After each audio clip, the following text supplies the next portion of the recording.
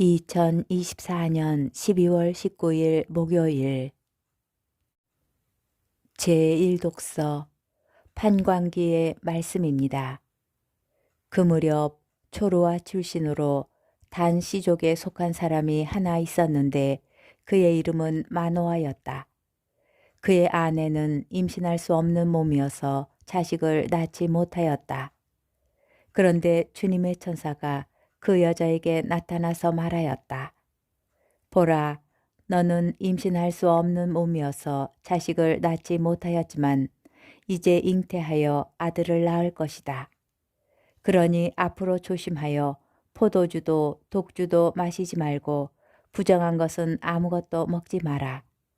내가 임신하여 아들을 낳을 것이기 때문이다. 그리고 아기의 머리에 면도칼을 대어서는 안 된다. 그 아이는 모태에서부터 이미 하느님께 바쳐진 나지르인이 될 것이다. 그가 이스라엘을 필리스티아인들의 손에서 구원해내기 시작할 것이다. 그러자 그 여자가 남편에게 가서 말하였다. 하느님의 사람이 나에게 오셨는데 그 모습이 하느님 천사의 모습 같아서 너무나 두려웠습니다. 그래서 나는 그분이 어디에서 오셨는지 묻지도 못하였고 그분도 당신 이름을 알려주지 않으셨습니다. 그런데 그분이 나에게 보라, 너는 잉태하여 아들을 낳을 것이다. 그러니 앞으로 포도주도 독주도 마시지 말고 부정한 것은 아무것도 먹지 마라. 그 아이는 모태에서부터 죽는 날까지 하느님께 바쳐진 나지르인이 될 것이다 하고 말씀하셨습니다. 그 여자는 아들을 낳고 이름을 삼손이라 하였다. 아이는 자라나고 주님께서는 그에게 복을 내려주셨다. 그가 초루아와 에스타올 사이에 자리 잡은 단의 진영에 있을 때 주님의 영이 그를 움직이기 시작하였다. 주님의 말씀입니다. 복음 루카복음 1장 5절에서 25절의 말씀입니다. 유다 임금 헤로데 시대에 아비아조에 속한 사제로서 즈카리아라는 사람이 있었다. 그의 아내는 아론의 자손으로서 이름은 엘리사벳이었다.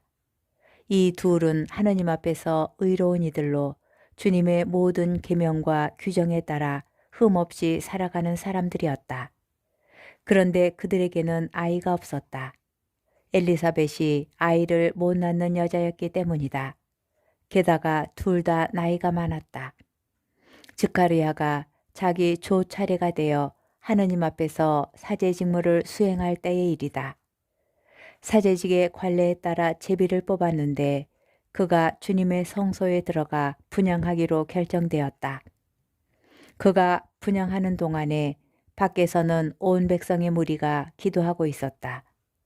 그때에 주님의 천사가 즈카리아에게 나타나 분향 제단 오른쪽에 섰다. 즈카리아는 그 모습을 보고 놀라 두려움에 사로잡혔다. 천사가 그에게 말하였다. 두려워하지 마라, 즈카리아야. 너의 청원이 받아들여졌다. 내 아내 엘리사벳이 너에게 아들을 낳아줄 터이니 그 이름을 요한이라 하여라. 너도 기뻐하고 즐거워할 터이지만 많은 이가 그의 출생을 기뻐할 것이다. 그가 주님 앞에서 큰 인물이 될 것이기 때문이다.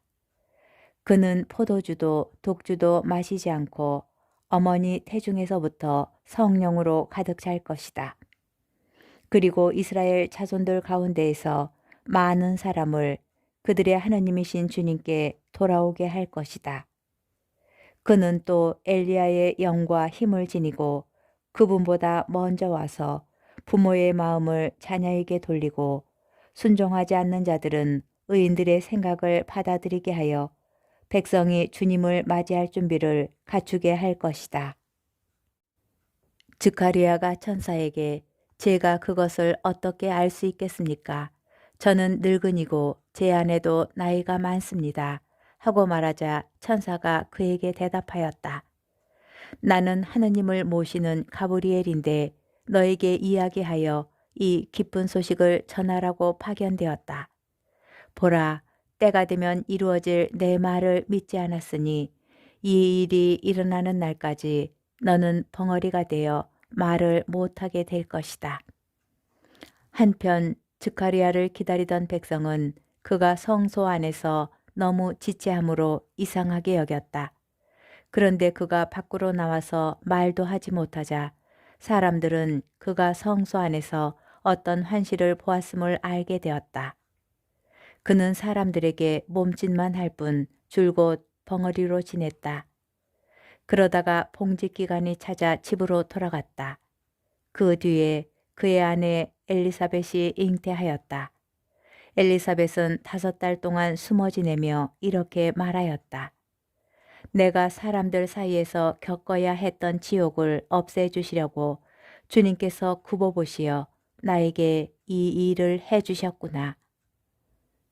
주님의 말씀입니다. 오늘의 묵상.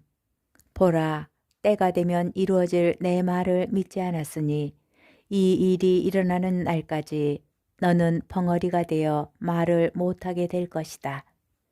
하나님께서는 믿지 못하는 스가랴를 침묵 안에 머물게 하십니다. 침묵 속에서 그는 하나님의 신비를 깨닫고 세례자 요한의 할례식 때 그의 이름은 요한이라고 글 쓰는 판에 아기의 이름을 적으며 하나님을 찬미하게 됩니다.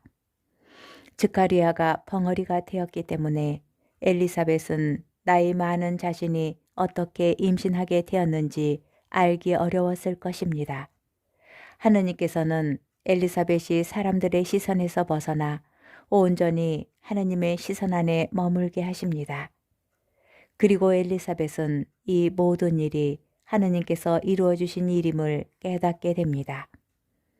경건한 침묵과 온전히 하느님의 시선 안에 머무름은 하느님의 뜻을 알아듣는 방법이며 하느님과 대화하는 방법입니다. 믿음은 침묵과 하느님의 시선 안에 온전히 머무르는 시간을 가짐으로써 자라납니다. 생각 없이 떠들어대는 수다, 소란스러움, 요란함, 남들의 시선을 의식함 등 이런 방법으로 믿음은 성장할 수 없습니다. 성체 앞에 있는 시간은 우리를 경건한 침묵과 하느님의 시선 안에 온전히 머물도록 초대합니다. 예수님 성탄을 준비하며 성체 앞에 머무는 시간을 자주 가지면 좋겠습니다. 보라, 때가 되면 이루어질 내 말을 믿지 않았으니 이 일이 일어나는 날까지 너는 벙어리가 되어 말을 못하게 될 것이다. 아멘.